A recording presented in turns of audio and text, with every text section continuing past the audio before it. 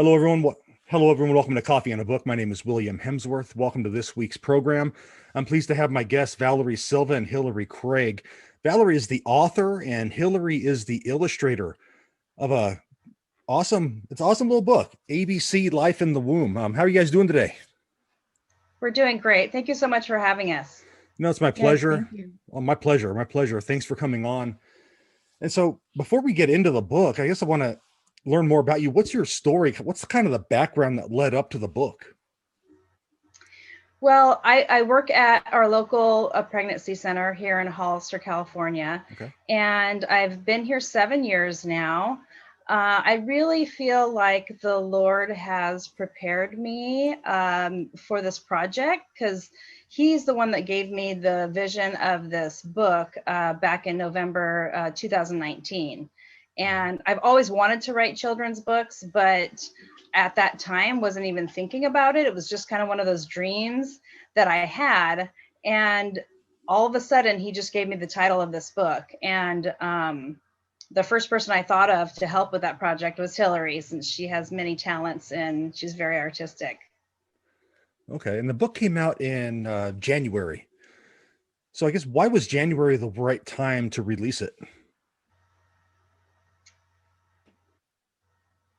Well, we had a goal of finishing it we started the project and I pitched it to Hillary and asked her if she'd join me on this venture in February 2020. And then, as you know, the next month, COVID hit. So we really wanted to finish the project in 2020. That was a goal that I really had in mind. But with the many obstacles that we encountered that year, it just wasn't possible. And then when the ebook came out January 30th, I believe, or was it the 31st in 2021. So I just really feel like the Lord caused it to happen that way because we had the election and we had so many things going on that winter that I feel like it was actually the perfect timing for it to come out. Okay. Do you think that's because the election would have been a distraction with everything going on with the book? I really think so. What do Okay. you think, Hillary? Absolutely. I think there was so much going on, so much confusion, so much stress going on in our country that if it had released, our goal was to have it out before the sanctity of human life. And, so we could really say, here it is, it would just pull our mission. It would be the jumpstart for it. But it was just like God kept saying, it's okay, I have the timing. And there would be little things that would push us back on schedule. And finally, the chaos that happened in January, I really do think it would have just gotten lost in the weeds. But at the very end, it felt like everyone was ready for hope. Yes. So when we said, guess what, we've got this book, we want to be counterculture. And they're like, oh, yay, check this out, someone's doing something. So it really did just explode right off the bat. Okay. So Hillary, where'd you come up with the ideas for the illustrations in the book? Which are really well done, by the way. I really enjoy them. Thank you. The illustrations, I was joking with Valerie when she first brought the idea to me. And I said, I don't know how many times I can draw a baby in the womb and make it interesting. So, and also, in the very beginning stages, the baby looks very strange. And I remember the first time I was pregnant with my oldest son, and I thought, oh, wow, this is kind of a funny looking little creature. And then Valerie and I were kind of joking about like, okay, how can we draw this so that it's not scary to children, but also approachable? So it really helps that I have a 6-year-old son who asks tons and tons of questions. And so I said, okay, what would he want to know? And so I broke it down like, one of the fun things being pregnant is figuring out how big your baby is in comparison to food. Food's relatable. So I did a little diagram with the food. And then a lot of kids have trouble understanding, like, how is a twin? Like, how does that work? There's two babies in there. Sometimes they look alike and sometimes they don't. So that was actually the hardest page in the book for me. It was the last one that I finished because I just couldn't come up with an idea. I didn't want to draw just a bunch of little babies in the womb to illustrate the point of the words that were on those pages. It was quiet time and reflexes. So I didn't want to be too redundant. And then I thought, oh Lord, they want to know about twins. Let's do it. So I put the twins in there, and that's probably one of my favorite pages now. I agree. My number 3 and 4 for my wife and I are twins. And whenever their friends find out, there's a million questions like, Oh what? yeah. What? And especially Are from they parents. identical? No, they're fraternal, boy and girl. Okay.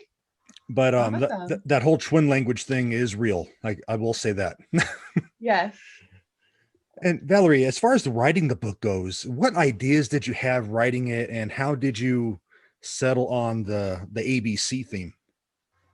Well, the ABC theme was God. He gave me the title of the book, and then throughout the different letters of the book, there was a lot of prayer. There were a lot of letters like G for gender and C for cells that, you know, we know in the world right now are very controversial. Right. And like Hillary said, we want to be counterculture, and, you know, we want to be bold in what this book could tell the world. You know, this, you know, we're not supposed to be of the world. So this book, I'll show you. All right. This book is, I really feel like having the experience of working at the pregnancy center that I work at gave me the idea of really using this as a tool for not only, you know, children as they have questions, if their mom is pregnant and curious, like Hillary mentioned, her son asked lots of questions. Well, we've gotten a lot of feedback and a lot of kid reviews. And so I think that just thinking about what do the children want to hear and learn about, and then also thinking about what we discuss in our consultation room when we do peer counseling with our clients, and the developmental, you know, if they had just found out that they just had an ultrasound and they're 8 weeks along, we could show them what that child looked like at 8 weeks in the womb. Okay. A question for both of you. You mentioned the feedback a moment ago. What has been some of the feedback that you've been receiving from children and from adults? It really has been fantastic. I have the honor of running a lot of the social media, and you know, sometimes it'll go days or weeks without anyone personally messaging us, but then we'll get a tag on social media where this person is posting pages of our book. Check this out. This is awesome. Have you seen this? Go buy it. And we're like, yay, we don't even know them. And some people will just direct message us and say, oh my gosh, thank you for making this book. We need this so bad in our country, in the world right now. And that's just on social media. I mean, Valerie can tell you some of the amazing reviews we've had on like Amazon. It's been so encouraging. Very, very encouraging. I feel exactly. People need hope.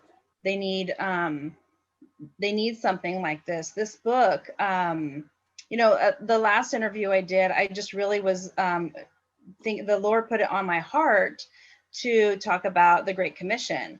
And, you know, if we are raising up our children in the way they should go, and this book helps because it has scripture in it, and it allows the child to know that they are unique and special, made in God's image, that I just really feel like if we are teaching this to our children, then our next generations would be more pro-life and more godly, and would be able to, and we've already heard kid reviews where they are little disciples already. They're sharing the book to other adults, and and to people that need prayer and need hope. And that's just been amazing to hear about that. So you talked a moment ago about wanting to be counterculture, and obviously the work you do in addition to the book is counterculture. So I guess how can we as readers use the book to spread that pro-life message beyond where it's going now? Because there's a lot of great legislation coming out, but obviously there's still more work to be done.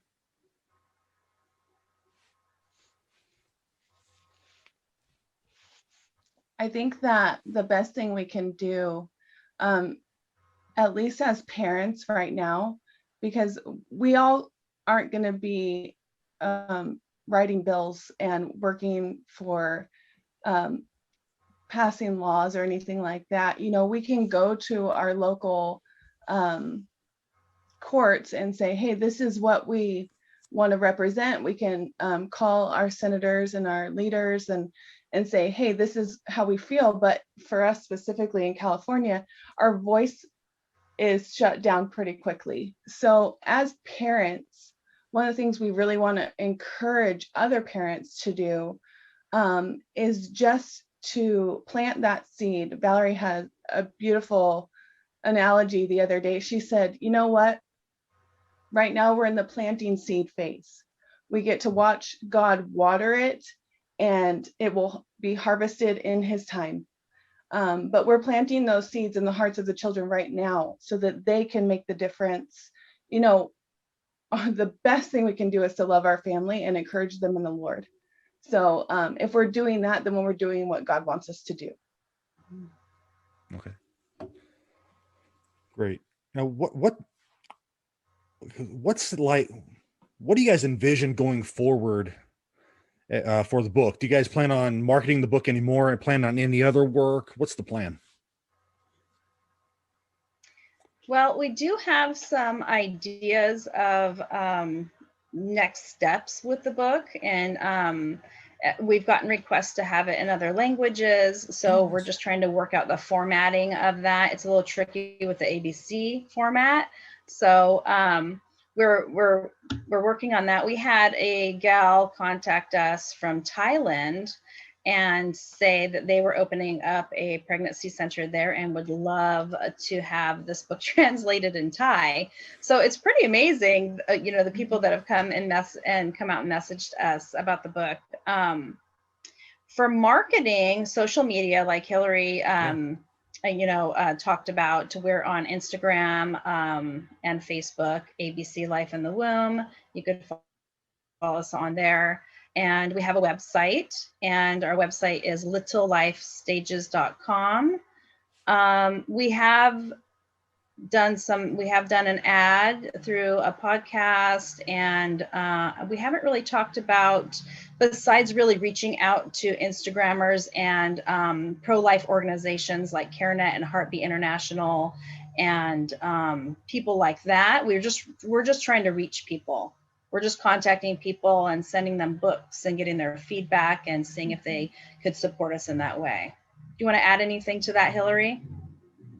I would just say, yeah, as far as marketing, what we're realizing now, because we did do some advertising on Allie Beth Stuckey's podcast, Relatable, and that was very successful. But because our profit margin is very low, we realized, ooh, maybe that isn't exactly the best route for us to go. So, you know, most people that are successful in that are making $100 off of each person that purchases, where we're making like $4.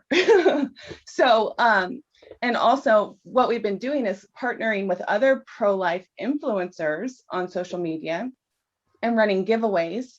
That has been successful. A lot of people are just hearing about it, even if they don't win. And then we're also, we haven't actually mentioned that yet today, but we are giving 40% of all profit back to pro-life pregnancy centers, whether that's financially or donation of resources like our book to the centers. So I recently asked on social media, I said, give me the name of your local pregnancy center and we will send them a book. And several people responded, and we'll be sending them books. You know, the centers are really where our heart is at. That's where we meet the people that don't know these things yet. A lot of Christians already believe these things, so we're just reaffirming that for them and their children, where the people that don't know it yet and really need to hear that, excuse me, are the ones we want to reach. So spreading the word by getting those books out there. So every time one of your customers hears this and buys a book, they're supporting a pregnancy center. So it's just huge impact that's happening. And we really appreciate everyone that's been supporting this mission. Great. Now, and definitely support your local pregnancy centers. They need our help. We need to support them any way we can. Absolutely. Yes. Have you run into any obstacles being a pro-life organization and a pro-life book as far as getting that message out? Have you been like censored at all? And that's a popular word right now, but has that happened to you? So far, I think because we're still very small, we haven't hit a lot of the cancel culture that's happening. We did talk about that before we published. We thought, oh gosh, I wonder how long this is going to last. We've heard that we can get kicked off of Amazon if they don't like our message. It would be kind of comical, like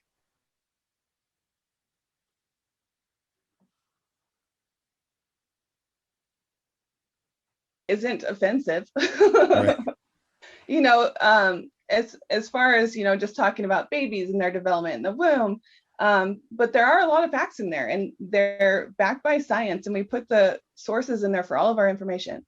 But we have received, I guess you could call them trolls on social media, where they're just commenting on our posts, really horrible, negative things. And it's not in a, I want to have a discussion about this, prove me wrong type of thing. It's more of a, I just want to shock your readers. So a lot of times I will just remove those comments, but if there's ever more of an actual thoughtful comment, then Valerie and I will go pray for that person and say, hey, this person needs eyes to see and ears to hear, So that's kind of how we've dealt with that. Okay. Yeah, definitely a big difference between someone who has a comment and someone who's just trying to stir up controversy. Yeah. Now, I was looking at your Amazon reviews, and you have I think 54 reviews total, which is fantastic for a book that's been out since January. So congratulations on that. Thank you. And I was wondering, there was that one-star review. Do you think that's one of those trolls? Because there's no comments or anything. Exactly. Absolutely. There was no doubt in my mind that was just someone that went through and said, I don't like your book. One. Yeah. Yeah. Okay. Yeah. I don't like the title of your book. I didn't buy your book, but I don't like the title of your book. Exactly. Yeah, and Amazon won't let you dispute it at all either. So, Nope. Okay. So can you give the listeners the website again where they can buy your book, and maybe the site for your pregnancy center so they can go and support it? Oh, great. Yes. Our website is littlelifestages.com.